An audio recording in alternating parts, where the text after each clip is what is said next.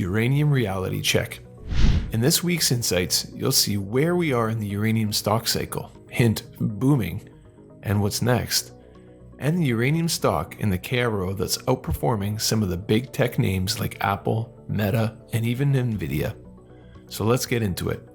In the investment world, few sectors sizzle like uranium right now, with its price skyrocketing to a 17-year high of $106 per pound. Uranium has become the poster child for dramatic market shifts. Take a look.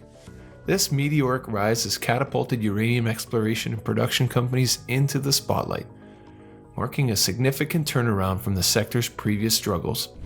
The Contrarian bet pays off. That's the key point. It has already paid off. More on how much later.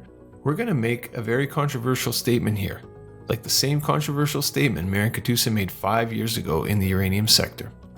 For the next phase of the uranium cycle, you'll only want to be exposed to 1. Companies with real assets, 2. Real people, 3. In real jurisdictions. 5 years ago in 2019, Marin penned a faux short report on the sector, showing the worst case scenario for uranium. But most non-subscribers missed the whole point of the report, as the conclusion was for subscribers only. If you can make an investment in the worst possible scenario and that company would do well, then you have a winner on your hands. And that's exactly what happened. Looking back, that report caused so many hate emails from both longs and shorts. The longs hated that we wrote a short report without reading that it was not a short report. Many actually believed that Marin Katusa was shorting uranium in stocks, while in reality, he was the largest uranium financier globally at the time. He was in fact poking fun of the shorts. And the shorts, well, they hate anything that the longs produce. But the best part was that subscribers and him made an incredible amount of money on those companies, both from open market buying and the financings available to himself and the Katusa subscribers. 180 degrees of uranium and nuclear, then and now. We recently reviewed the report again, and it was interesting to see how we covered so many of the topics that came to fruition. Like 1. Global plant shutdowns.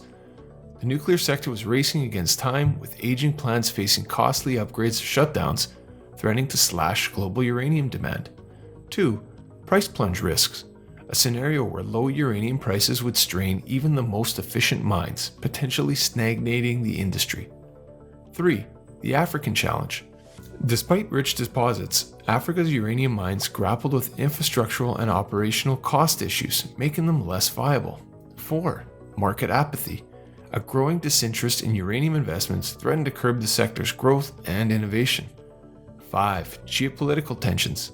Uranium's role in global politics, especially among key players like Russia, the USA, and China, added layers of complexity to the market.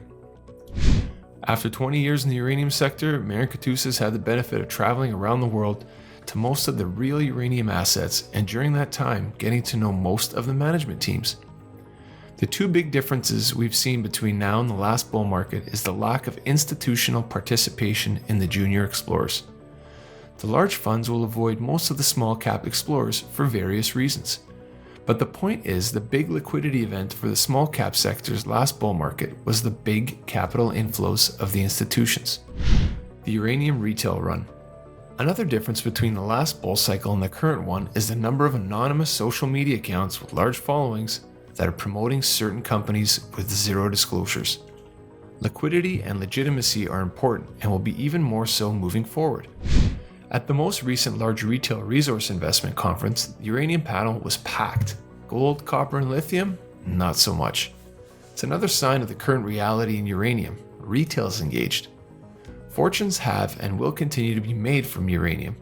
And if you understand the importance of liquidity, legitimacy, and access to capital with a pathway to monetization, you will do well. It's not luck that the number one performing uranium stock in the world post France's ejection from Niger, which really kicked off the most recent uranium leg of the bull market, is in our newsletter portfolio. That uranium stock is up over 230% in our portfolio. That beats out Nvidia, Meta, Netflix, Microsoft, and Apple. And I expect that company to continue to outperform its uranium sector peers because of liquidity, legitimacy, access to capital, with a clear pathway to monetization. Subscribers got 2 major uranium picks, both deep in the green with profits, in my premium newsletter.